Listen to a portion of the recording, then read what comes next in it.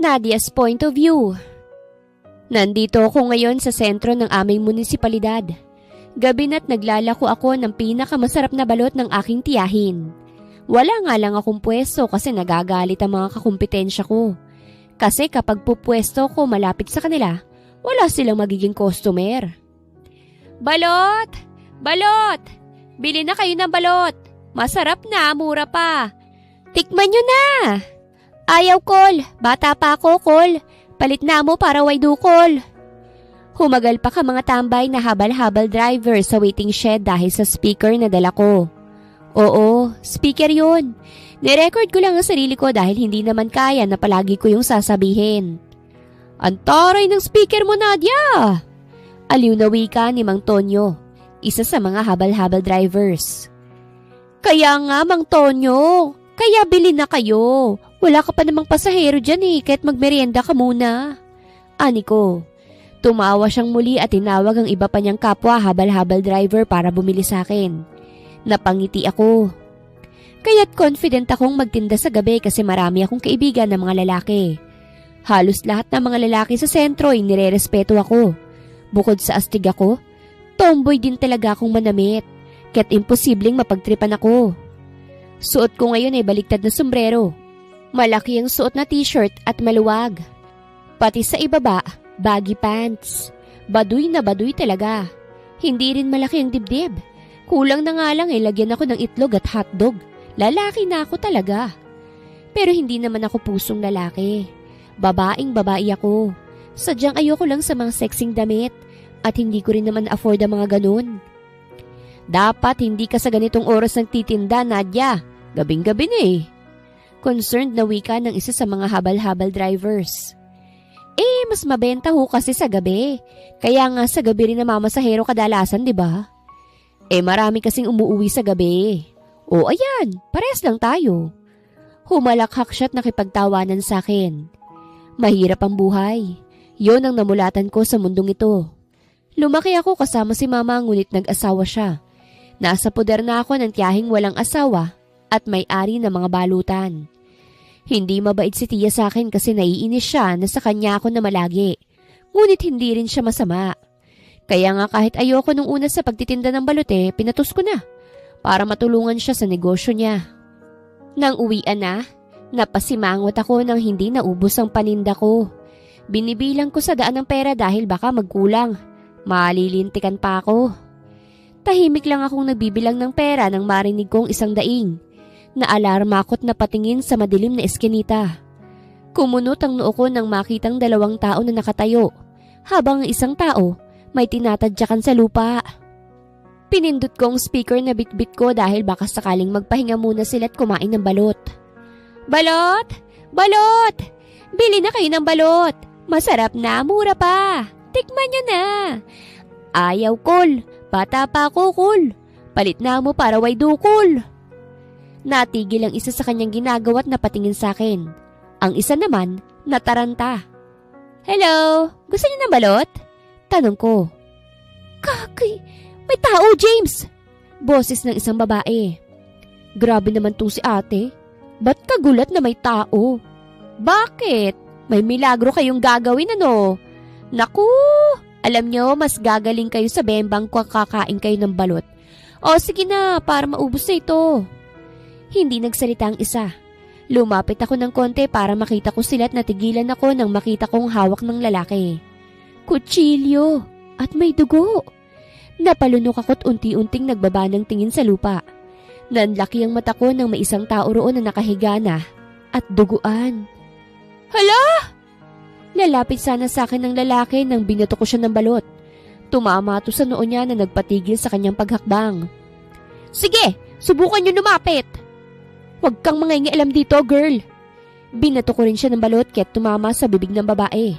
Umatras ako. Kailangan ka naming patahimikin. Alika dito! Ah! Binato ko ang lahat ng natirang paninda kong balot bago ko tumakbong palayo. Hinabol nila ako. Nagpindot-pindot ako sa speaker at nagtago sa basurahan.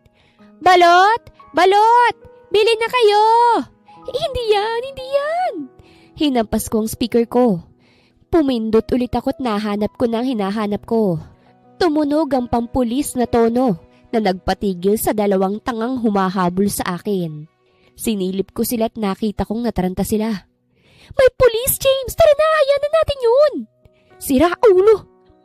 Tumakbo palayo mga kawatan at nakahinga ako ng maluwag. Diyos ko, munti ko nang makita si San Pedro doon ah. Napatayo ako sa kanapamewang. Hinihingal ako tapos ang baho pa ng basura kahit napaubo ko. Binalikan ko ang pwesto ng lalaki kanina. Naroon siya. May malay pa pero nanghihina na. Bigla akong natakot sa kalagayan niya. Paano kung mamatay siya at ako pang maging sospek? Kuya, huwag kang mamamatay ha. Tutulungan kita. Naghanap ako ng masasakyan ng lalaking yon. At dahil shortcut ang eskinitang to, walang masyadong tao. At kadalasan, junk shop. Ang ilaw ay kumukurap-kurap pa sa sobrang luma. May nakita akong kariton na pinapatungan ng garbage bag. Inalis kong mga nakapatong at saka tinulak ang kariton patungo sa lalaki. Sana huwag kang mamamatay. Mahal ang kabao ngayon eh. Wala nang space impyerno. Nagawa ko pang magbiro sa sitwasyong ito. Nang sinubukan ko siyang ibangon ay napadaing siya. Binitawan ko siya at tiningnan ng tagiliran. Mukha ka naman yatang mayaman. Bakit ka ba dito dumadaan? Diyos mio. Kahit mabigat ang lalaking to, nagawa ko siyang ihiga sa kariton. Pumapatak na nga ang pawis sa aking katawan dahil sa aking ginawa.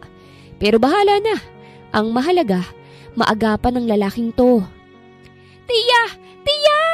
Tulong! Sigaw ko pagdating sa labas ng bahay ni Tia. Mabilis ang aking pagtulak at nagpapasalamat ako na gumaan to. Lumabas si Tia sa bahay na kunot ang noo. Bakit? Tia, gamutin mo ang lalaking to please. Nakita ko sa eskinite, duguan. Sinaksak ng mga kawatan. Nagtaka siya. Saan? Nilingon ko ang kariton kasabay ng aking pagsasalita. Ito? Ala, asan ka na, boy? Nataranta ko. Sigurado ka bang hindi mo ako inuuto, ha? Umiling ako. Hindi. May dala akong lalaki rito, Tia. Sinilip ko ang gilid ng kariton dahil baka gumapang pero wala siya. Diyos ko, nasan na yun? Nilingon ko ang dinaanan ko at napatakip ako sa aking bibig nang makita kong nakadapa na ang lalaki ron. Shit! Mukhang nahulog yata sa kariton. Kaya pala biglang gumaan. Nahulog pala. Sumunod si Tia sa akin para tingnan ang tinitingnan ko. Namilog ang mga mata niya. Sus Mariosep! Nadia, kawawa naman yan! Binuhat namin ng lalaki patungo sa loob ng bahay at agad ginamot ni Tia. Expert kasi sa halamang gamot si Tia kaya't may tiwala ako sa kanya. Habang ginagamot niya ang lalaki, tahimik ko ring binibilang sa utak ko ang balot na natapon ko. Kapag nagising ito, dapat na magtungo siya sa ospital. Mabutit hindi malalim ang sugat pero may bugbog naman. Ani Tia pagkatapos. Kinagat kong ibabang labi ko. Kumunot ang noo niya. O, nasan yung paninda mo? Naubos mo ba? Opo, naubos. Lumiwanag ang mukha ni Tia. Talaga? Naubos sa pagbato sa sumaksak sa lalaking yan. Napawi ang ngiti ni Tia. Agad akong lumuhod bago siya maglitanya. Papatawarin mo ako, Tia, sa aking nagawa. Wala kasi akong choice eh. Mamamatay na yung lalaki at tinatadyakan siya ng mga yun. At isa pa self-defense din yun kasi hinahabol nila ako. Grabe, laking tulungan ng balot mo, Tia eh. Nakauwi ako ng buhay. Napapikit si Tia. Tila pinipigil ang sarili na sumigaw. Pero wag kang mag-alala. Sisingilin ko ang lalaking yan pagkagising niya. Tumango ako para kumbinsihin ang sarili ko. Promise po. Sorry, Tia. Plastic siyang ngumiti sa akin at napangiwi ako nang pisilin niya ang tenga ko. Aray! Siguraduhin mo lang, Nadia, ha? Kasi pag ako naubos sa'yo, ipakakasal na talaga kita sa matandang foreigner para papaldo naman ako sa'yo. Naku, huwag mo namang gawin yan, Tia. Hindi masarap ang lasa ng tomboy sa mga matatanda. Binitawan niya ako sa kahinayaan na. Napangisi na lang ako. Kahit na maldita itong si Tia, alam ko naman na mahal niya ako, kaya't hindi niya yun gagawin sa akin. Hindi muna ako pinatinda ni Tia ng balot kinabukasan dahil ako ang pinabantay niya sa lalaking wala pa ring malay. Umalis si Tia para magtungo sa kanyang supplier Kaya't heto ako, naglinis, naglaba at pagkatapos ng lahat, naligo habang tulog pa ang estranghero. At habang naglalagay ako ng tawa sa aking underarms, sinambit kong isang audio na narinig ko sa Black app. Sabi ng mama mo, tita na lang daw ang tawag ko sa'yo. O sa kanya. Natawa pa ako dahil kuhang-kuha kong boses. Tumalikod ako sa salamin at nagpatuloy. Tapos, ngayon, mama ko na siya. Naiwan sa ere ang aking sinambit ng paglingon ko sa kama. Dilat na dilat ang lalaki. Kita ko ang paglunok niya at pagpasada ng tingin. Natakot ako sa kanyang ginawa at napasigaw. Manyak! Basta na lang akong may pinulot at ibinato sa kanya. Namula ang buong mukha ko nang makitang panty kong ibinato ko at dumiretso sa kanyang pagmumukha. Hoy! Mabilis akong lumapit sa kanya at kinuhang panty ko. Pumikit ka! Pumikit ka! Natataranta namang pumikit ang lalaki. Hindi pa ako nakabihis. Tuwalya lang nakatakip sa katawan ko. Hiyang-hiya ko at doon na lang ako nagbihis sa kwarto ni Tia. Hindi ko naman inaasahan na magigising siya agad. Akala ko'y magiging sleeping beauty na siya eh. Pero nagising. Mabuti naman. Magkaharap kami ngayon ni Steve, ang pangalan ng lalaking estrangherong iniligtas ko. Nasa hapagkainan kami at kita kong pagkalito niya sa pagkaing nasa harapan. Putlang-putla pa rin ang kanyang labi ngunit naagapan naman ang kanyang saksak sa tagiliran. Wala pa si Tia eh, kaya yan lang ang pagkain. Tiningnan niya ang balot sa harapan niya. Nagluto rin naman ako ng malunggay na may sabaw, kaya't healthy pa rin. What's this? Tinuro niya ang balot. Balot yan, dapat magpasalamat ka dyan kasi iyan ang nagligtas sa'yo mula sa kamatayan. Sambit ko't nagsimula ng kumain. Kamay lang ang gamit ko sa pagkuha ng kanin, kaya't kita kong pagngiwi niya. Ayaw mo bang kumain?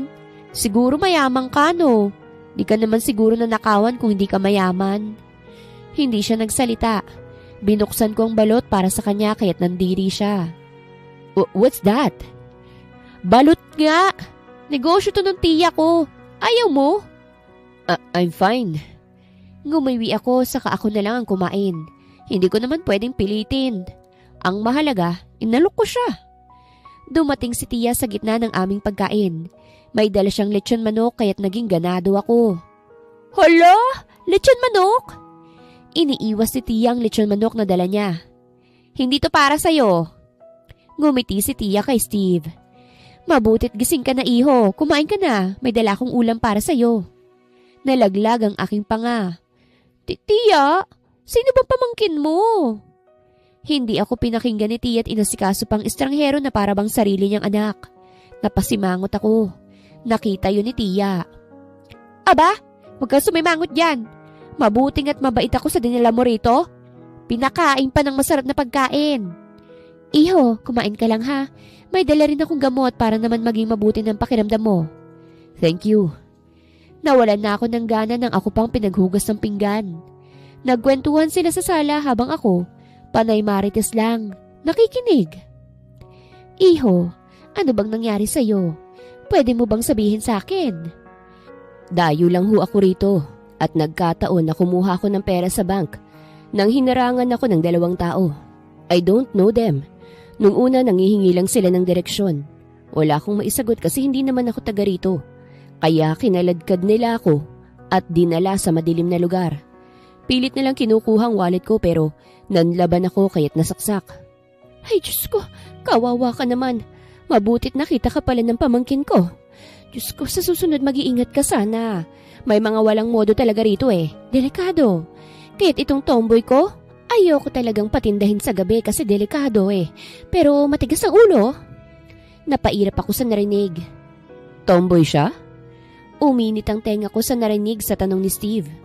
Oo, hindi ba halata sa itsura niya? Tingnan mo nga yung suot oh. Kung babaeng babae pa yung kumelos, matutuwa pa nga ako. Baka nga brief pa rin ang suot ng babaeng yan. Hindi naman yata. Tinapunan niya ako ng Hoy! Mabilis akong lumapit. Hawak ko pa ang sandok na may bula pa. Nanlaki ang mata ni Tia pati na rin ni Steve. Aba, ano sasabihin mo ha? Anong tinapon ko ha? Subukan mo lang, subukan mo lang. Ano ba naman yan, Nadia? Nakakahiya ka naman. Ano ba tinapon niya, iho? Dugyot din yan eh. Wala naman po, pasensya na. Sumilay ang ngiti sa labi ni Steve. Isang araw lang na natili sa pamamahay na ito ang estrangherong niligtas namin. Sinamahan kasi namin siyang nagtungo sa police station para i-report ang nangyari sa kanya. Good thing at may CCTV. Kaso dahil sira, hanggang sa pambubugbog lang sa kanyang nakita. Ngunit kitang-kita naman ang mga sospek. Marami pong salamat sa inyo, ani Steve sabay baling sa akin. Thank you, Nadia. Wala yon. Ang mahalaga, matutulungan ka na ng mga pulis at sigurado ako mahuhuli yung mga gumawa niyan sa'yo. Natigilan ako sa pagsasalita ng may isang lalaking matanda ang pumasok sa police station. Hinihingal siya at salubong na salubong ang kilay. Mga pulis! Mga pulis! Tulungan niyo ako! Ninakaw ang kariton ko! Nawawala! Nanlaki ang aking mga mata at sabay na patingin sila Tia at Steve sa akin. Tumikhim ako at saka binalingan ng matanda. Nawawala po? Oo, iha. Gagamitin ko sana yun sa pamamasura ko eh. Huwag kang mag-alala, Lolo. I-re-review namin ng CCTV. Ay naku, wag niya. Wag yun na pong i-review, Chip. Hinawakan ko ang kamay ng matanda na ngayon ay litong-lito na sa akin. Bibigyan na lang kita ng kariton. Ayos lang ba yun sa'yo, Lo? May kariton kasi ako eh. Talaga, iha? Tumango ako kahit sa kaloob-looban ko. Gusto ko nang magmura. Narinig kong natawa si Steve sa akin. Sinamaan ko siya ng tingin. Olo, huwag ka nang mabahala. May sponsor naman pala eh. Sambit ng pulis na tuwang-tuwa pa. Maraming salamat, iha ha. Hulog ka talaga ng langit. Patawarin niyo ho ako, Lord. Hindi ko naman sinasadya eh. Kukulayan ko na lang ang karito na yun para hindi halata. Hindi ko naman ninakaw talaga yun, Lord. Emergency lang talaga. Iyon na ang huling pagkikita namin ni Steve. At nang umalis siya, naiyak pa si Tia na para bang magkamag-anak sila. Napailing na lang ako saka umuwi na para pinturahan ng kariton na kinuha ko.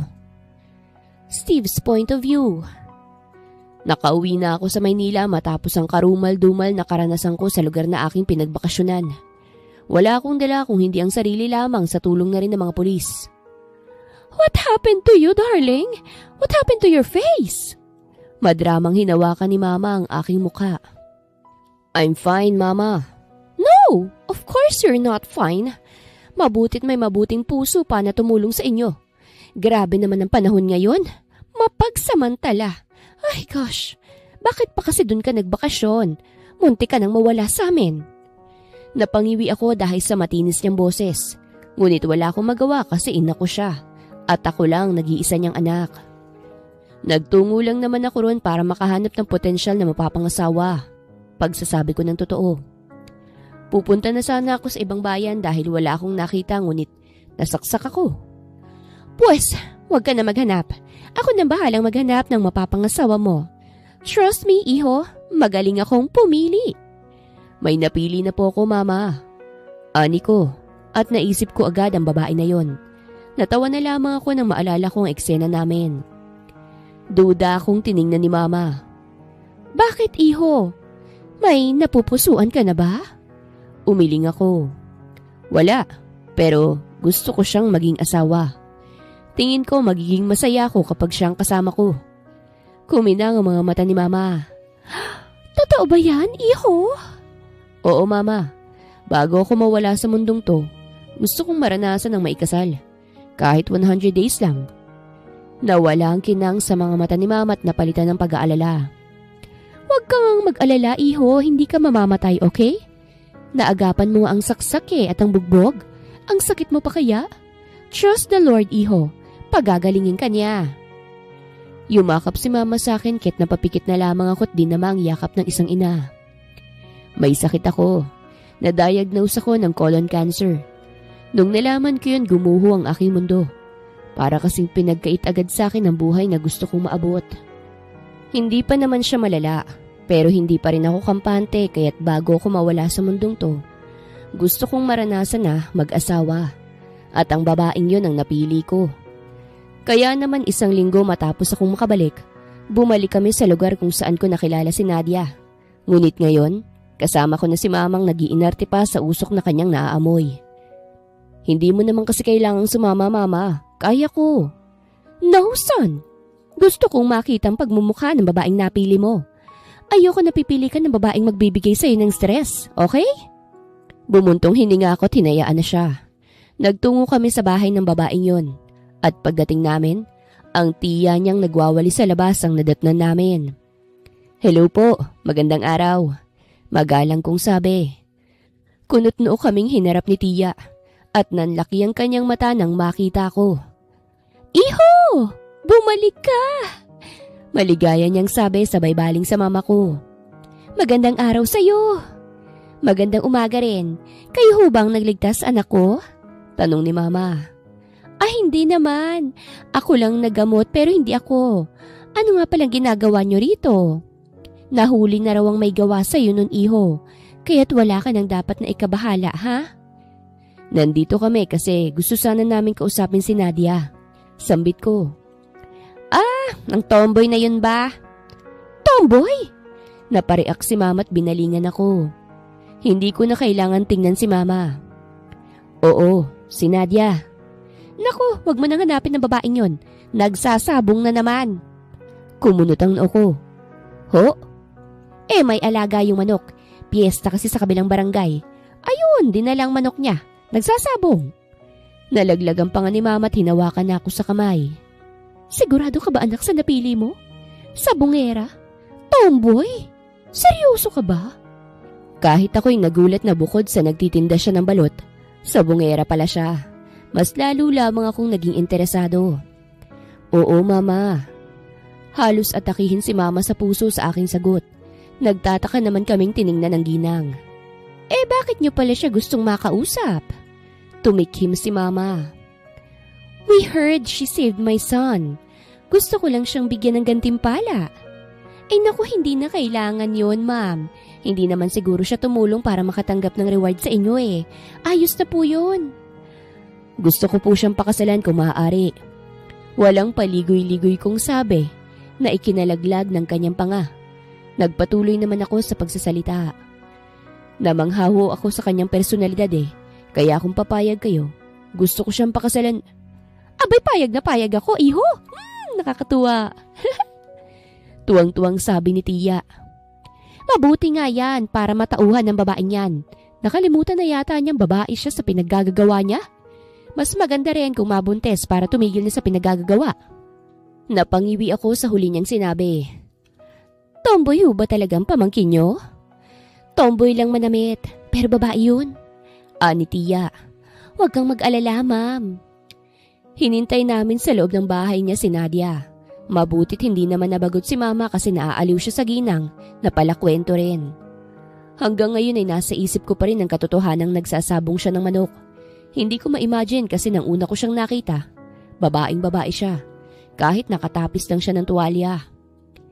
2 oras yata kaming naghintay bago namin narinig ang boses ng dalaga sa labas. Napaayos ako ng upot hinintay ang pagpasok niya.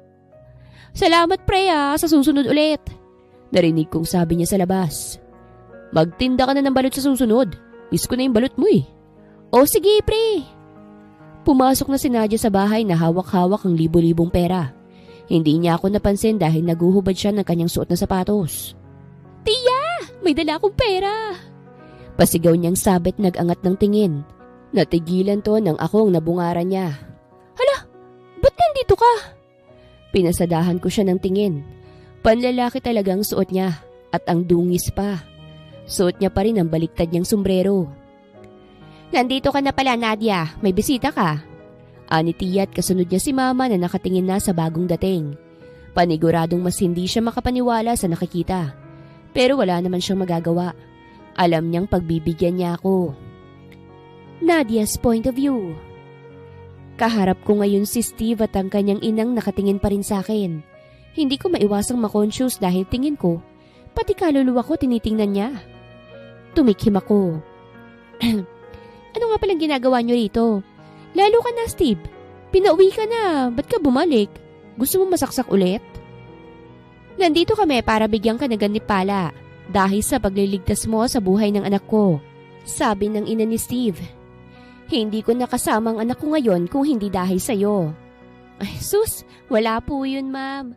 At saka hindi rin ako tumatanggap ng suhol. Bahagya siyang nataranta. No, it's not Suhol. It is our way to thank you. Hindi biro ang ginawa mo, iha. Hindi naman po kasi ako nakipagbiruan dun, ma'am. Napakurap-kurap siya. Joke lang! Dagdag ko't humagalpak ng tawa. Pero seryoso, ayos lang po. We will give you house and lot, money, at kung gusto mong mag-aral, pwede ka naming pag-aralin. Kakapagod mag-aral, mami. Ayos na ho yung house and lot tsaka pera. Grabe Instant yaman pa ata kami, Steve. Pero matatanggap mo lang ang lahat ng binanggit ko kung pakakasalan mo ang anak ko. Natigilan ng kasiyahan na aking nararamdaman dahil sa narinig. Ha? Tiningnan ko si Steve. Seryoso siyang nakatingin sa akin. Tinuro ko ang sarili ko. Ako? Siya nang tumango. Yes. Humagalpak ako ng tawa. Seryoso ka ba? Papakasal ka sa isang tomboy? Hindi ka tomboy. Kapag tatanggapin ko yung pera nyo, magpapalagay na ako ng itlog. Aray! Binatukan ako ni Tian na ngayon ay nangihingi na ng pasensya sa bisita. Bakit naman ako magpapakasal sa iyo, Aber? Type mo ba ako? Oo. Napasapo ako sa aking dibdib dahil hindi man lang siya nagdadalawang isip. You don't need to worry, Miss Nadia. 100 days lang tayong ikakasal. After that, babalik na sa dati ang buhay mo. Maghihiwalay na tayo. How about this? House and lot and 2 million pesos. Nalaglag ang aking panga sa kanyang alok. 2 million pesos? Nagningning ang aking mga mata. Ang laki niya na.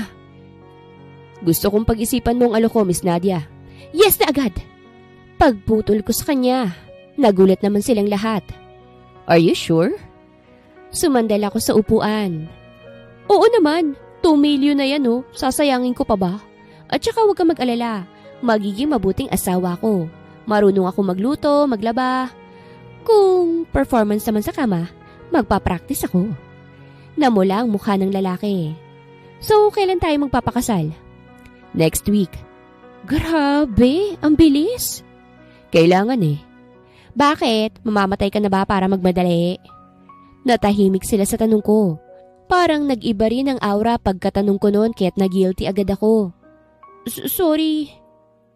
So, what if I'm going to die? Kaya nga gusto kong madaliin para ma-enjoy ang buhay.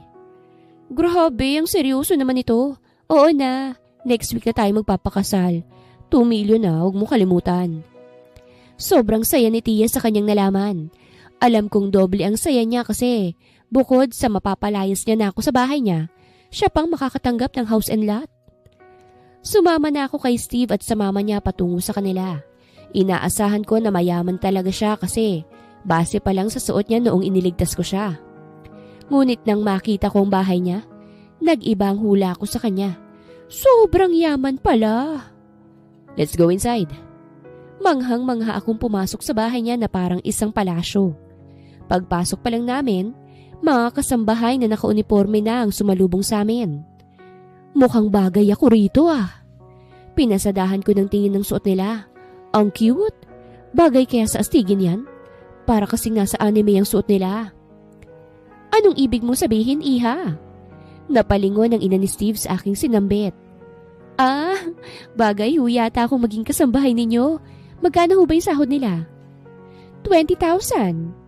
Hala, laki Sa amin kasi 10,000 lang. May iba nga mas maliit pa. Ostiga, pwede mag-apply? Sumama ang kanyang tingin sa akin. Joke lang po. Inilibot ako ni Steve sa buong bahay niya. Sobrang ganda talaga na parang hindi mo na kailangang lumabas kasi nandito ng lahat. May gym kung gusto mong magpa-abs. May sinihan kung gusto mong manood ng palabas. At iba pa. At ito ang magiging kwarto mo. Binuksan ni Steve ang isang malawak at pink na kwarto. Napangiwi agad ako. Bakit pink? Hindi mo ba gusto? Gusto ko black. Iha? Agad akong hinawakan sa braso ng ina ni Steve. Ngumiti siya ng malaki. Bagay na bagay sa iyo ang pink, okay? Huwag ka na magreklamo. Hindi ka border dito. Magiging asawa ka na ng anak ko. Kaya't bawal magsuot ng pang tomboy. Ho! At nagsusuklay ka ba? Bakit ba parang ang lagkit mong tingnan? Ipapasalo natin yan, iha. Kailangan mong magpaganda kasi sa simbahan kayo ikakasal ng anak ko. Bawal na bawal kang mag-astang lalaki sa araw ng kasal. Okay? Napakurap-kurap ako. Para sa 2 million pesos. Dagdag niya pa. Shit, oo nga pala. Bakit ko nga pala yun nakakalimutan? Opo. Good! Iho, magpahinga ka muna, Ako na bahala sa future wife mo. Para akong binaboy ng future mother-in-law ko. Margarita palang pangalan niya. At diniretso niya ako sa banyo kung saan naghihintay ang ilan sa mga kasambahay niya. Girls, gusto kong paliguan niyo ang future wife ng anak ko. Make sure na hindi ko maaamoy ang balot sa katawan niya, ha? Yes, ma'am. Nilingon ko siya. Teka lang po. Bakit silang magliligo sa akin kaya ko naman? Para rin to sa kapakanan mo, iha. At isa pa, simula ngayon hanggang sa isang araw, bago ang kasal ninyo ng anak ko, hindi mo siya makikita, okay? Para sa 2 million. Napapikit ako at wala nang nagawa nang isinara niya na ang pinto na may ngiti pa sa labi. Pinaliguan ako ng 2 kasambahay, para akong batang nilagay sa bathtub. Sa tuwing dadapo ang kanilang kamay sa balat ko, nakikiliti ako. Uy, wag dyan! Ma'am, kailangan niyo huyatang magpa-wax. Kahit hindi naman kita, ramdam namin na medyo makapal na yan. Namula na ako sa kahihiyan. Grabe naman pakiramdam yan. Normal lang naman yan ah. Pero ikakasal ka na ho, ma'am. Kailangan ho yung ipatanggal para hindi naman mahirapan si Sir sa unang gabi nyo. Bukod sa ligo, sila pa rin ang pumili sa akin ng isusuot ko. Wala man lang akong nakita na black na damit at maluwag. Kadalasan sa mga nakikita ko, mga pang-sexy.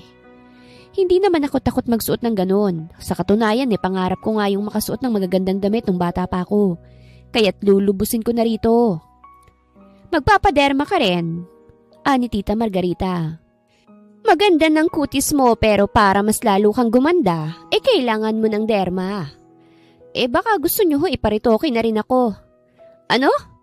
Wala po, para sa 2 million. Sa isang linggong pagtatransform nila sa akin, nagbago talaga ang pananaw ko. Mula sa tomboy manamit to prinsesang datingan ko rito.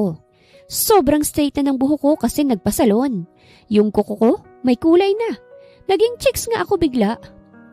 Lakad ka, ani Tita Margarita. Katabi niya ang isang bakla para tingnan ang lakad ko.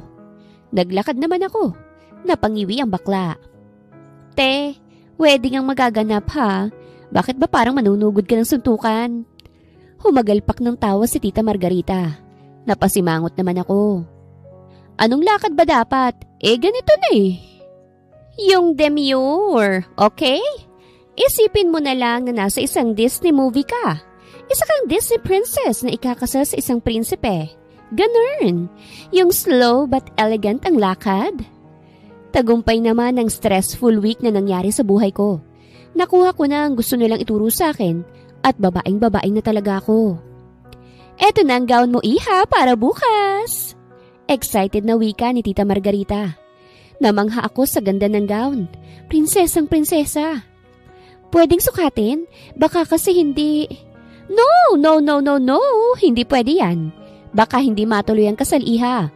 Kaya't bukas mo na yan susuotin, okay? Paano kung hindi kasya sa akin? Di hindi talaga matutuloy ang kasal. Kasya yan, iha. Sinukatan ka nung nakaraan, remember? Kaya chill ka lang. Kasal na kayo bukas ng anak ko. Nagulat ako nang bigla siyang sumeryoso. Pasayahin mo ang anak ko, ha? Pangarap niya kasi talagang maikasal eh. Alam kong pera lang ito para sa'yo. Pero sana, sa isang araw ninyong pagsasama maramdaman ng anak ko ang pag-asa. Okay? Tumulo ang luha niya. Para tuloy akong nakonsensya. O sige po, magiging mabuting asawa po ko sa anak nyo. Huwag kayong mag-alala. Hindi ko alam kung anong tunay na dahilan kung bakit gustong magpakasal ng lalaking yon. At 100 days lang. Hindi naman ako masama para hindi gampanan ng role ko. Magiging asawa ko siya at hindi siya magsisisi sa binabayaran niya. Nagpakasal kami ni Steve sa simbahan. Marami silang bisita at lahat sila'y curious sa akin. At dahil magaling akong magsinungaling, ibinida ko talaga ang pagiging sinungaling ko nang tanungin ako kung saan kami nagkakilala. Niligtas niya ako sa magnanakaw. Sagot ko sa mga bisita at humawak sa braso ni Steve. Nasa reception na kami ng kasal at ang iba, napapataas talaga ng kilay kasi bagong-bago ko sa paningin nila. Diba, hubby? Nilingon ko si Steve na manghang-mangha sa akin. Pasimple kong tinapakan ang kanyang sapatos. Yes, I saved her. Na love at first sight siya sa akin. Oo, at inalok niya agad ako ng kasal. Kasi siya rin love at first smell. Smell? Oo, sobrang bango ko kasi noon. Alam niyo yung balot? Mukhang napaparami ng sinasabi ng asawa ko Excuse muna namin ang sarili namin Bumalik kami sa aming upuan at saka tiningnan niya ako. Don't joke around like that. Bakit? Nahihiya ka ba na balot vendor ako dati? Of course not. Gusto ko. Ako lang mapapatawa mo. Napakurap-kurap ako sa sinabi niya. Tumikhim siya at ininom na ang wine na nakahanda para sa kanya. May lumapit sa lamesa namin. Isang babaeng na maganda at mistisa. Siya lang mag-isa at naglapag siya ng gift sa lamesa. Congratulations, Steve! Napatingin ako sa kanilang dalawa. Nakita ko na may something sa kanila dahil natigilan si Steve at hindi niya kayang ngitian pabalik ang babae. Bumaling ang babae sa akin. Congrats din sa'yo. Sana mahalin mo si Steve ng tama. Sino ka? Ngumiti siya. Ako si Helena. Ex ako ni Steve. Helena. Saway ni Steve. Hindi ko akalaing tototohanin mo palang sinabi mo na magpapakasal ka sa iba. I'm so hurt, Steve. Hindi mo man lang ako binigyan ng oras. Parang umiba ang pakiramdam ko sa narinig. Nanginig kasi ang boses ng babae na para bang pangarap niya ang pwesto ko ngayon. Ano kayang nangyari sa kanila? Hindi ko nalang inisip yon dahil lumabas na ako. Hindi naman ako yung tipong nagmamarites sa buhay ng iba. Matapos ang reception, umuwi na kami sa bahay. Ramdam kong pagkatamlay ni Steve. Siguro dahil sa babaeng yon. Gusto mo bang manood tayo ng palabas ngayon? Tanong ko para basagin ang katahimikan. I want to sleep. Ramdam ko ang sakit na kanyang nararamdaman. Parang nadamay na rin ako sa kanyang emosyon ngayon. I'm sorry, Nadia. Magtungo ka na sa kwarto mo. Naroon ang regalo ko sa'yo. Sinunod ko na lamang at nagtungo na nga sa kwarto ko. Pagpasok ko pa lang, nawala ang pagkatamlay ko nang makitang maraming pera sa kama. Oh my gosh! Mabilis akong lumapit. Totoo nga ang pera! Hinubad ko ang wedding gown ko't napatalo na dinapaan ng kama. Iba talagang saya ng pera. Ito na, natanggap ko ng 2 milyon. Bahala na sila sa mga issue nila. Basta ako, gagampanan ko lang ang pagiging asawa ko. May 99 days pa bago matapos. Kinabukasan, sinimulan ko ang wifely duty ko. Umagang-umaga pa lang nagluto na ako ng almusal.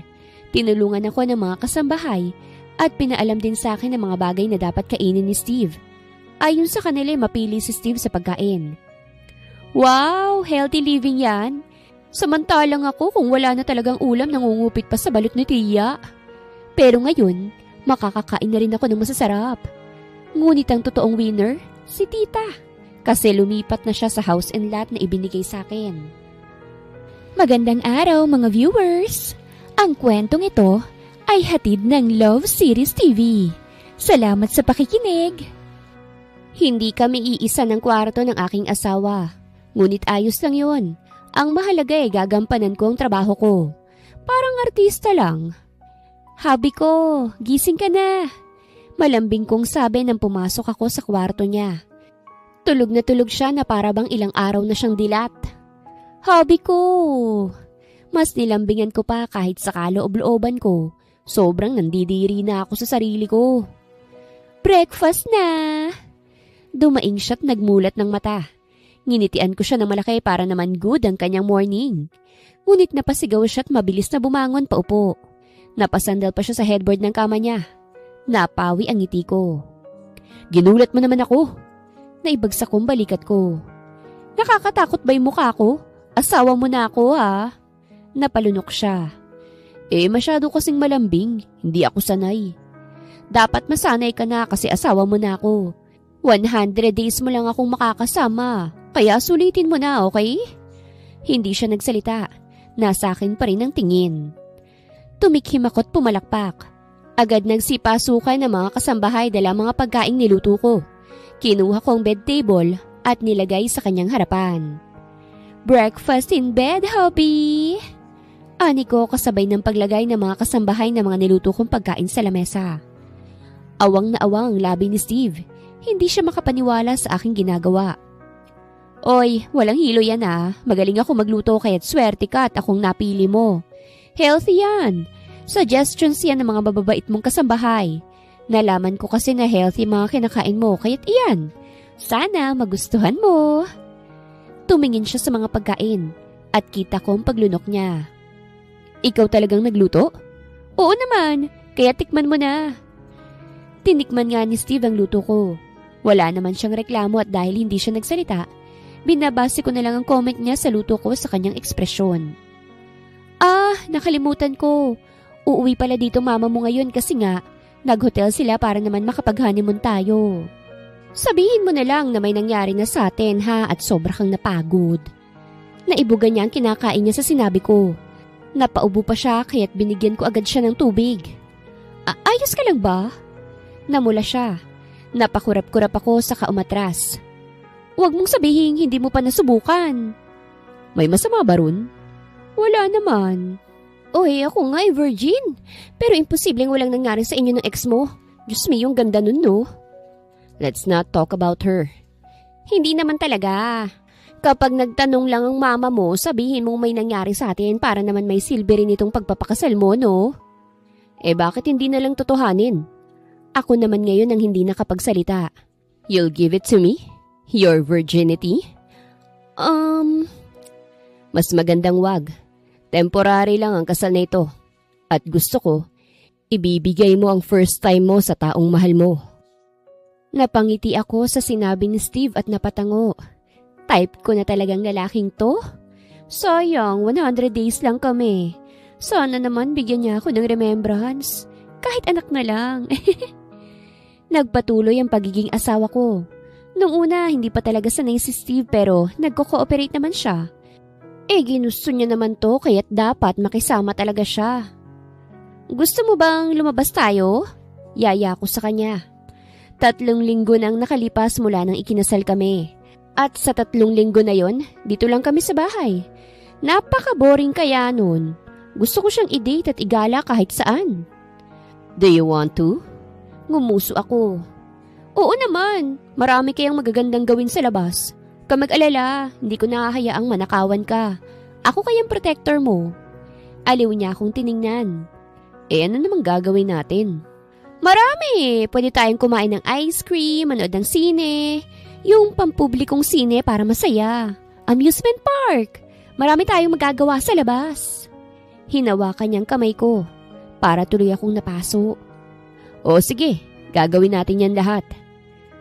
Sa unang buwan bilang mag-asawa namin kami gumala. Last week kasi sana yon kaso biglang may emergency si Steve kaya't hindi natuloy. Ngayon, malaki ang ngiti sa aking labi dahil excited ako. Marami kasi akong plano para sa asawa ko at sana masiyahan siya. Hubby, sa amusement park tayo. Game ka ba? Yun ang aking tanong pagdating namin sa amusement park. Narinig ko ng sigawan ng mga taong sumasakay sa roller coaster at sa iba pang rides. It's okay pero hindi ako pwede sa roller coaster. Bakit? Takot ka ba? Napaigtad siya nang yakapin ko siya bigla mula sa gilid. Nandito naman ako. Dinungaw niya ako. Numuso naman ako. How about Ferris wheel? Ayos lang ba sa'yo?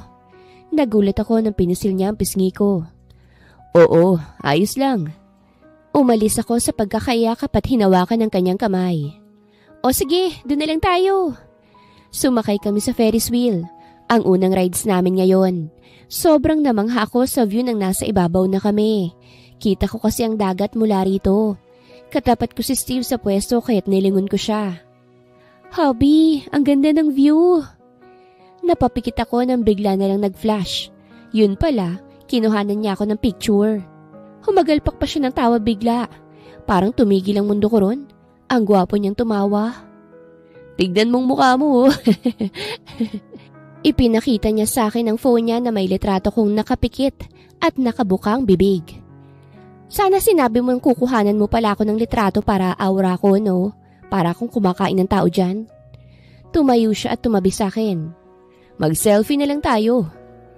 Hindi naman natapos sa Ferris wheel lang ang lahat. Pagkatapos kasi naming sumakay doon, sumakay din kami ng carousel. Parang kami lang yatang malalaking tao dito kasi ang mga kasama namin, mga bata. Todo picture si Steve sa akin kaya't puro rin ako posing.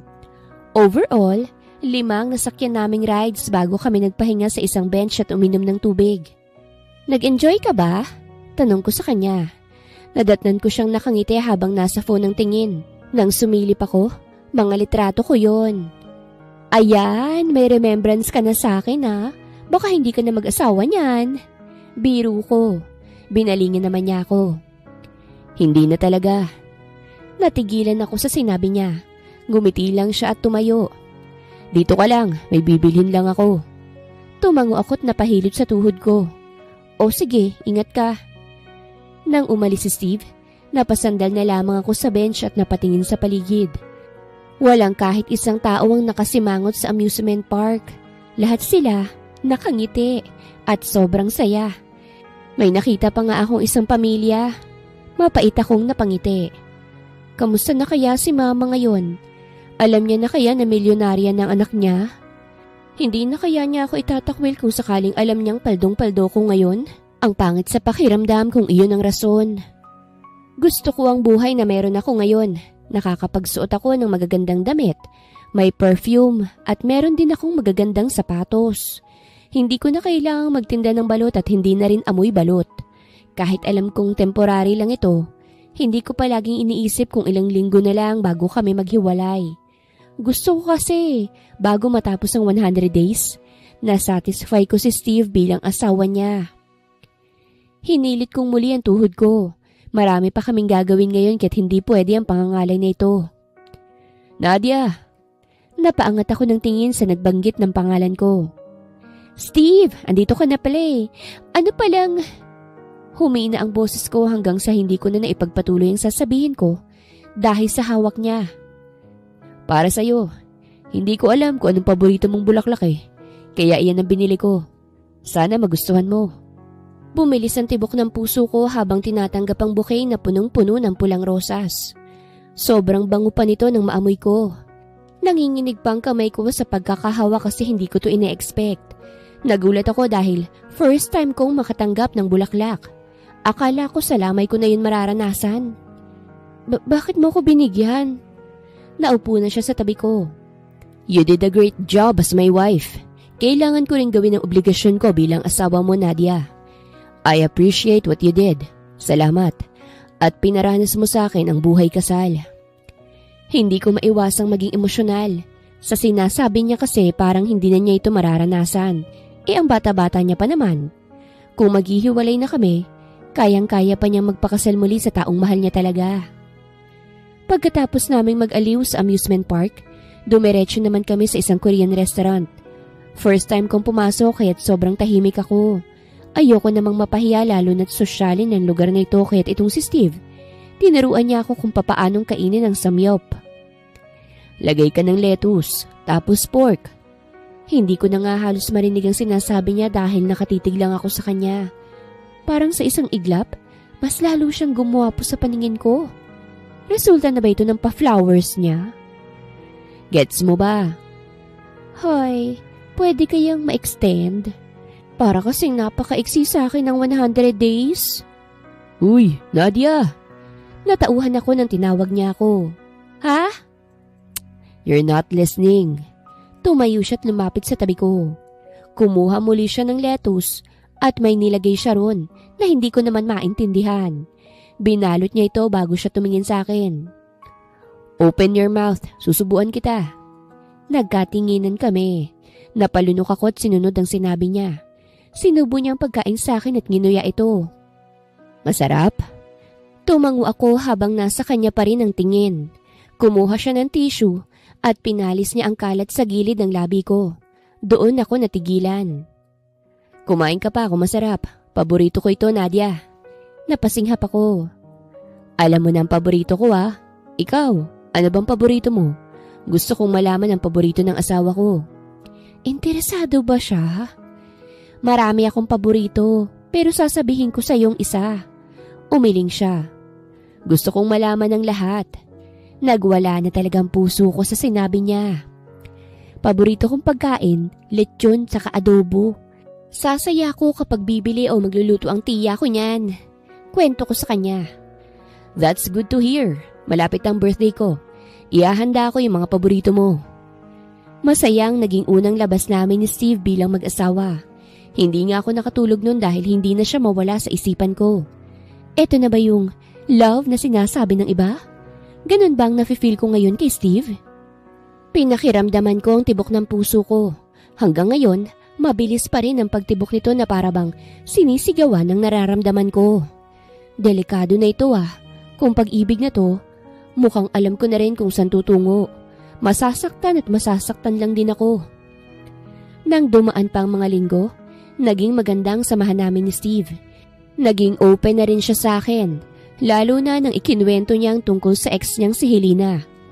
Ayon sa kanya, pangarap niya dating maikasal kay Helena dahil matagal niya na rin tong nobya. Ngunit sa hindi sinasabi niyang dahilan tinanggihan raw siya ni Helena nang mag-propose siya dito. Tinanggihan ka? Sa reception parang mahal ka pa naman. Tumango siya.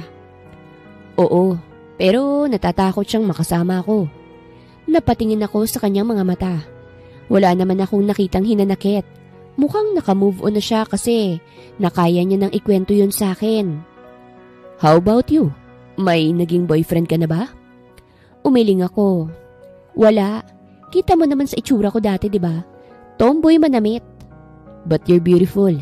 Napaka-imposibleng wala. Kahit anong ganda mo, kung siga ka, walang lalapit sa'yo. At ayos lang yun sa akin, Ayokong basta-basta na lang ding nababasto sa daan. Katropa ko nga halos ang lahat ng nandun Natawa siya.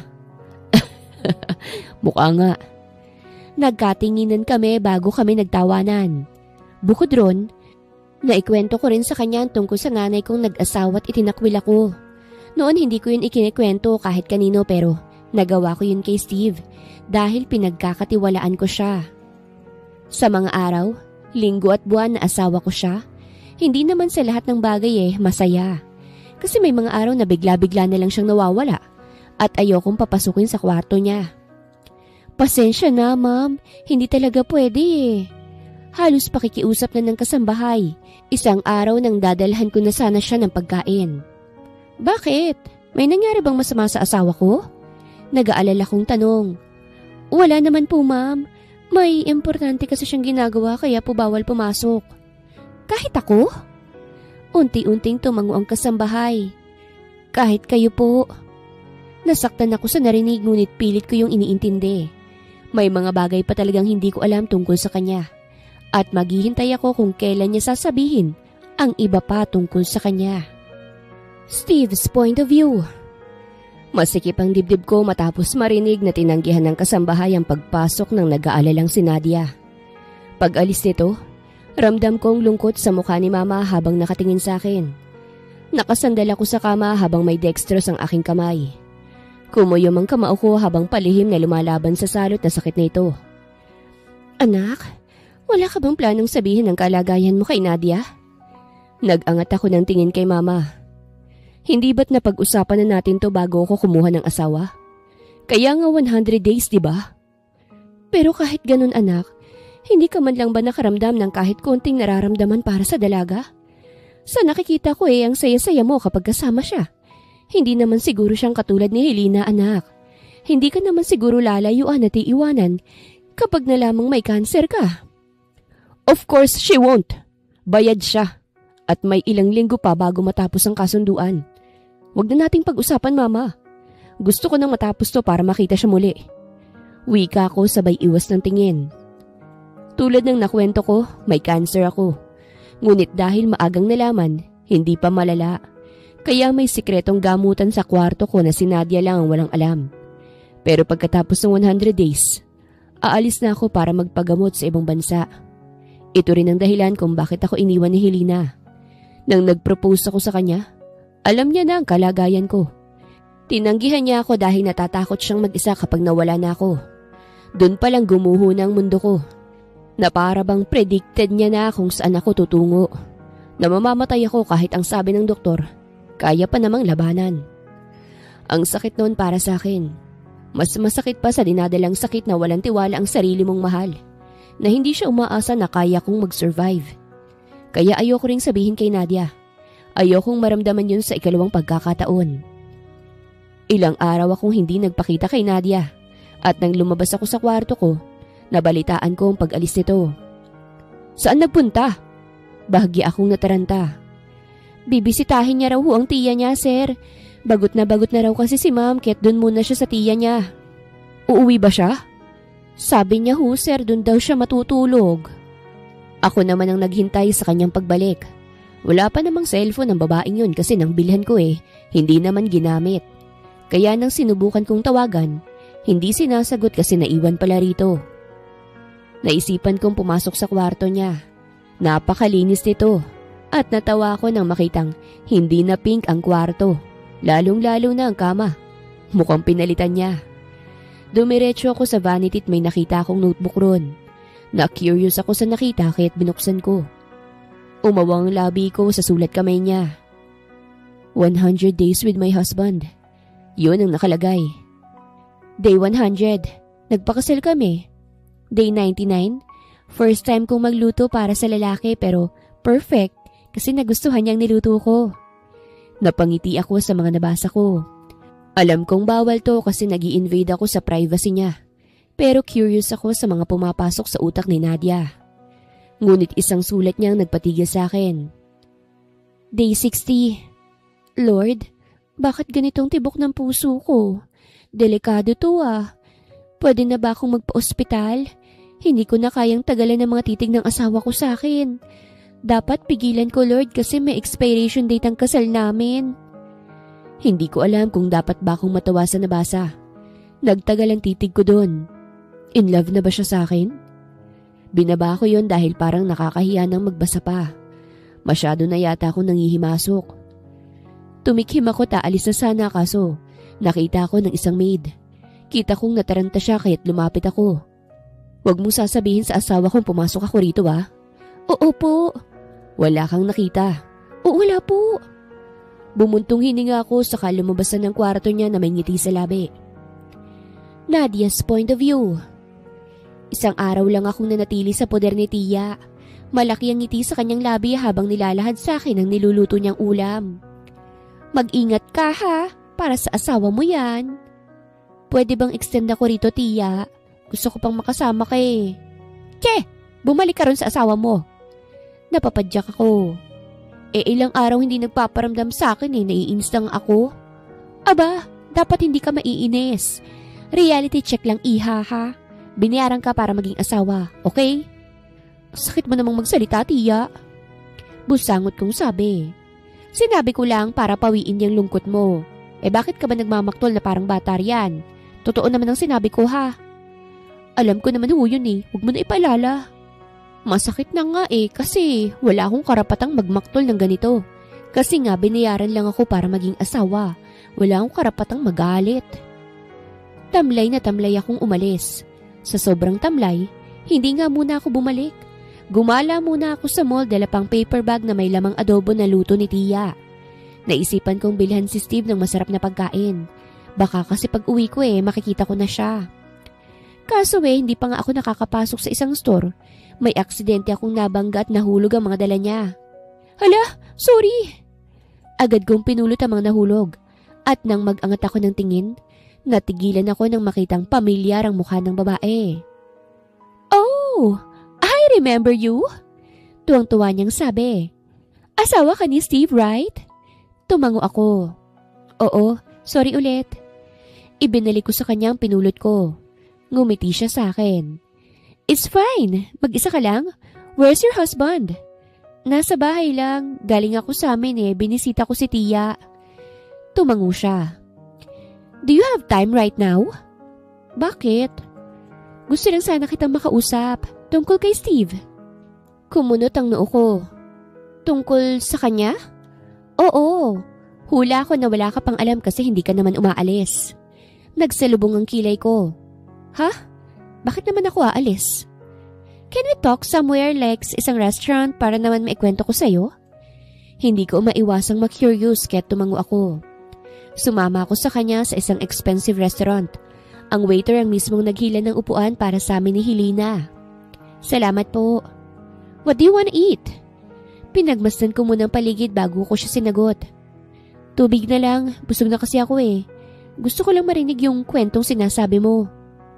Hindi rin naman pwedeng ako lang ang kakain tapos manonood ka lang. That's kinda rude.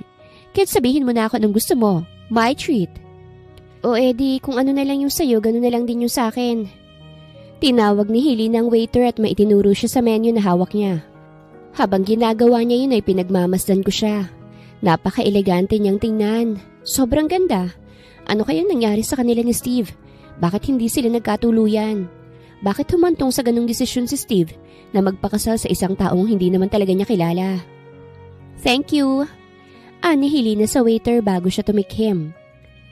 Ano nga pala yung tungkol kay Steve? Wala ka bang alam tungkol sa kanya? I mean, wala ka bang napapansing kakaiba? Umiling ako. Wala naman. Bakit? Didiretsuhin na kita. Nasa sayo pa rin naman ang desisyon. Steve and I, sobrang mahal namin ng isa't isa, Miss Nadia. Hanggang ngayon hindi pa rin nawawalang pagmamahal ko sa kanya. Hindi ko lang talaga tinanggap yung proposal niya noon dahil sa takot. Takot ako na baka mag-isa na lang ako. Anong ibig mo sabihin? Hinawakan niya ang aking kamay. Si Steve, may cancer siya. Kaya hindi ko sinagot ang proposal niya. He's dying, Miss Nadia.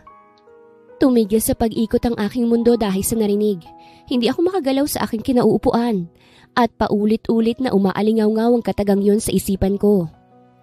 Base sa reaksyon mo, mukhang hindi nga sinabi ni Steve sa'yo. He's selfish. Para lang pakasalan mo siya. He tricked you. Mamamatay siya, Nadia. Emosyonal na siya sa harapan ko. Hindi ko matatanggap yun. Sumikip ang dibdib ko. May cancer si Steve? Kaya ba 100 days lang kasi mawawala na siya? Kaya niya ako pinili para maranasan niyang mag-asawa bago mawala sa mundong ito? Ayoko rin maging selfish kasi kung pakakasalan ko siya at magkakaanak kami, maaaring magkaroon din ng cancer ang magiging anak namin pagdating ng panahon. Kaya paminsan nawawala na lang siya bigla at hindi nagpapakita. Kasi may cancer pala siya at hindi niya sinasabi sa akin yun. Unti-unting tumulo ang luha sa aking mga mata.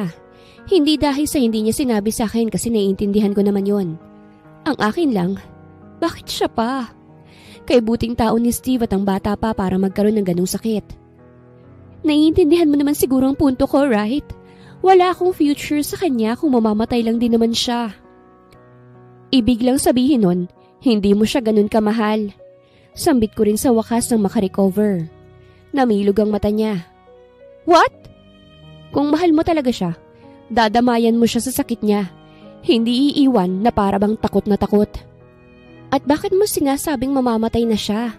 Lumalaban naman yata si Steve para lang mabuhay pa eh. Masyado mo namang pinangungunahan yung tao. You're not supposed to say that. Hindi ka man lang ba nasaktan na itinatago niya yun sa'yo? Gusto mo lang na iwan ko si Steve. Ngunit hindi ako ganun. Sasamahan ko si Steve hanggang sa gumaling siya. Kung papayagan niya ako, sasamahan ko siya hanggang kaya ko pa. Asawa ko siya. Hindi naman ikinabawas ng pagkataon niya ang sakit niya. Siya pa rin si Steve. Tumayo na ako. Sakto namang dumating na ang pagkain. Maraming salamat pa rin dahil sinabi mo yun sa akin. Ngayong alam ko nang may sakit siya, mas lalo akong mananatili sa tabi niya hanggat gusto niya. Alis na ako. Salamat ulit. Nalaglag na lamang ang kanyang panga sa sinabi ko't hindi na nagsalita. Umalis na rin ako sa restaurant na nanunubig na ang luha sa aking mga mata. Ang sakit sa dibdib na malaman yun at mas masakit pa na ganun palang ginawa ng ex niya sa kanya. Kung may taning nang ang buhay niya, bibigyan ko pa siya ng maraming memories sa mundong ito. Gabi na nang umuwi ako sa bahay. Nagsitayuan na sila Tita Margarita at si Steve na nagmamadali sa paglapit sa akin. Steve, pasensya na, may pinuntahan lang ako. Naistatwa ako sa aking kinatatayuan nang bigla niya akong niyakap. Napaiwas ang tingin ng mga kasambahay at si Tita Margarita ay napangiti na lamang. Kumala sa yakap si Steve at hinarap ako. Bakit ang tagal mo? Tiningnan ko siya. Mukhang healthy naman siyang tao. Hindi halata na may dinaramdam siya. May napansin siya sa mata ko. At, umiyak ka ba? Hindi. Tell me. Napalunok ako. Steve, talaga bang 100 days lang tayo? Nagulat siya sa tanong ko. Napatikhim naman si Tita Margarita at umalis sa sala kasama ang mga maids sa naroroon. Kaya't kaming nalang dalawang natira. Bakit mo na itanong?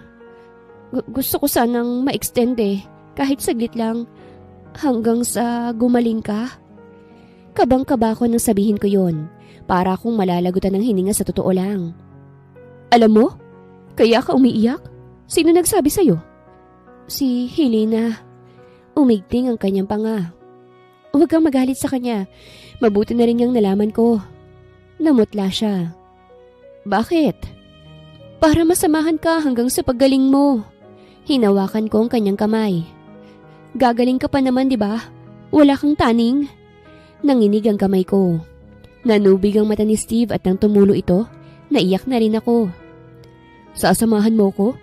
Ayos lang sa'yo kahit may cancer ang asawa mo? Ano naman ngayon kung may sakit ka? Hindi ba dapat sinabi mo yun sa akin kahit na binayaran mo lang ako? Para naman kahit papano gagaan ang loob mo. I might die, Nadia. At pwede ka ring mabuhay. Hindi ka pa nga pano to? Nagawa ko pang magbiro. Huwag mong isipin na mamamatay ka na. Hindi yun mangyayari. Nandito lang ako. Hinawakan niya ang baba ko saka inangat sa kanya. Napalunok ako. Hindi talaga ako nagkamali sa'yo. Mahal na kita. At napapikit ako nang halikan niya ako sa labi. Napaaga ang pag-alis ni Steve sa bansa para ipagamot ang kanyang sakit. Pagkatapos sana ito ng 100 days kaso, nalaman ko kaya aalis na sila ni tita. Gusto sana niya akong isama pero wala akong nakahandang papeles. At ayoko ring iwan ng tiya ko.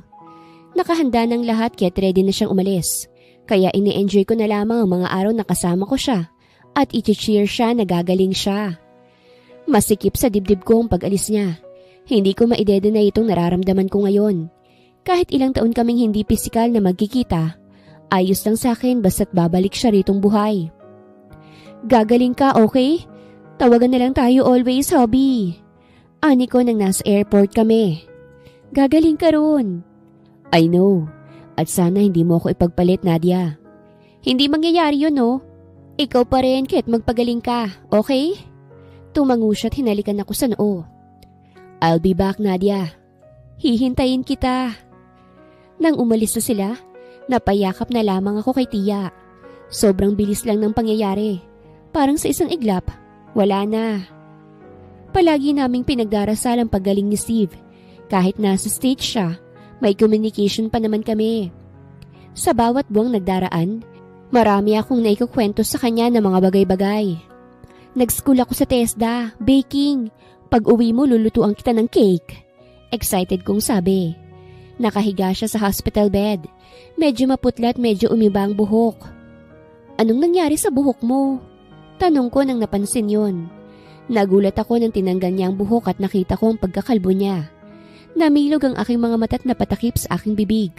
Kumirot ng husto ang aking puso. Steve! Hindi ako mamamatay, okay? It's just that kailangan lang talagang kalbuhin. Nakagat ko ang ibabang labi ko. Oo, hindi ka mamamatay. May tiwala ako sa'yo sa Panginoong Diyos. 1 taon kaming video call ni Steve. Minsan napupuyat ako dahil magkaibang oras namin. Pero masaya ako sa tuwing nakakausap ko siya kasi napapanatag ang loob ko. Ngunit isang araw, hindi na siya tumawag. Nag-alala ako ng husto. Pati si Tita Margarita, hindi na rin makontak. Nagsimula na akong mangamba. Ang akala ko nga isang araw ko lang yung mararanasan. Hanggang sa umabot ng buwan. Iha, huwag ka mag-alala. Baka naman ay focus muna sa pagpapagaling niya. Ani tiya at tinapik ang aking likod. Umiyak kasi ako. at nadatnan niya ako. Niyakap niya ako ng mahigpit. Babalik yun. Hanggang sa dumating na ang mga buwan. Wala na akong balita kay Steve. Tingin ko wala na akong asawa sa puntong ito. Gusto kong malaman kung ano nang nangyari sa kanya. 6 na buwan nang lumipas bago ako nakatanggap ng tawag. Mula pa yun kay Tita Margarita. Kabang-kaba ako't hindi na halos sumihinga ng sinagot ko ang tawag. Tita, narinig kong hagulgol ni Tita sa background. Nanlamig ako sa narinig. Tita, ano pong nangyari? Kamusta po? Ayos na po ba siya? May sinabi si Tita Margarita sa akin na nagresulta ng pagbitaw ng phone ko sa sahig. Iha, ayos ka lang ba? Tumulo ang luha sa aking mga mata at mabilis kinuha ang bag. Hindi ko nasagot si Tia dahil mabilis akong lumabas at sumakay ng taxi. Pagdating ko sa airport, hingal na hingal ako. Halos hindi ako makahinga. Umiiyak ako ngayon sa sobrang tuwa kasi natalo ni Steve ang sakit niya. Cancer-free na siya. At kaya sila natagalan kasi naniniguro pa sila at nagpapatubo ng buhok si Steve. Paulit-ulit akong nagpapasalamat sa Diyos. Dininig niya ang dasal ko. Makakasama ko pa ng matagal si Steve. Hindi na ako nakapaghintay sa pag-uwi nila. Sabi ni Tita, nasa Pilipinas na sila kahit mabilis akong nagtungo rito. Tumunog ang phone ko at napangiti ako nang makita ang pangalan ni Steve. Hello? Sagot ko. Where are you? Nagpalingaling nga ako. Nandito, naka-pink. Asan ka ba? May kumaway sa akin mula sa malayo. Naka-jacket na kulay blue at nakasombrero. Ikaw ba yung kumakaway? Yup, come here my wife. Mabilis na ibinaba ko ang tawag at tumakbong palapit sa kanya. Hindi ko na iniisip ang mga taong nakatingin. Agad ko siyang niyakap ng sobrang higpit. Bumuhos ang luha sa aking mga mata. I miss you, Steve. Anikot ko malas. Nakangiti siya ngayon sa akin at hinaplos ang pisngi kong basang-basa na ng luhang tumutulo. I miss you too. Sorry kung hindi ako nagparamdam. Gusto lang kitang pakabahin saglit. Mahina ako siyang hinampas sa balikat. Nakakainis ka. Ilang balde na ng luha ang inilabas ko nang hindi mo ako tinatawagan. Akala ko kung ano nangyari sa'yo Salamat. At naniwala ka sa akin na gagaling ako, Nadia. Salamat din. Nawala ang bigat na aking dinadala ng ilang buwan ngayong kasama ko na muli ang aking asawa. Dumiretso kami sa bahay niya at pati ako'y nasorpresa dahil sa handaan. Matagal na rin kasi mula nang nagtungo ako rito dahil kay Tia ako na malagi. Inakbayan ako ni Steve. Pasensya na kung hindi natin na-celebrate ang birthday mo nung nakaraang taon Hindi tuloy nakapaghanda ng lechon at adobo na siyang paborito mo. Ngunit ngayon, meron na at sabay tayong kakain. Nagpalakpakan ng mga kasambahay ni Steve dahil pati sila masaya na gumaling na ang amo nila. Napakalaki ng itinulong ng mga taong to sa buhay ni Steve. Hindi talaga nila ichinichika sa akin ang kalagayan ng boss nila hanggat hindi nagsasabi. Napakababait nila. Tinawag ko si Tia para sumabay sa salo-salo. At ako, hindi na mapahiwalay kay Steve. Tabi tayo ngayon sabi ko sa kanya. Oo, magtatabi na tayo palagi. Napangiti ako at sinubuan ko siya ng pagkain. Nagpatuloy ang relasyon namin ni Steve bilang mag-asawa. Nawala na parang bula ang plano nila noon maghiwalay kami after 100 days. Dahil nabuo na ang pag-ibig. Hindi kami nag-anak ni Steve. Desisyon namin tong pareho para hindi mapasa sa anak ang naranasan niya dahil hereditary ang dahilan kung bakit siya nagkaroon ng ganon. Side sa kanyang yumaong ama. Pero hindi ibig sabihin na hindi na kami bubuo ng pamilya. Nag-ampon kami ng sanggol para may anak kami na masasabi naming amin. At dito nagtatapos ang aming kwento. Bilang masaya at mapagmahal na asawa ni Steve. Wakas!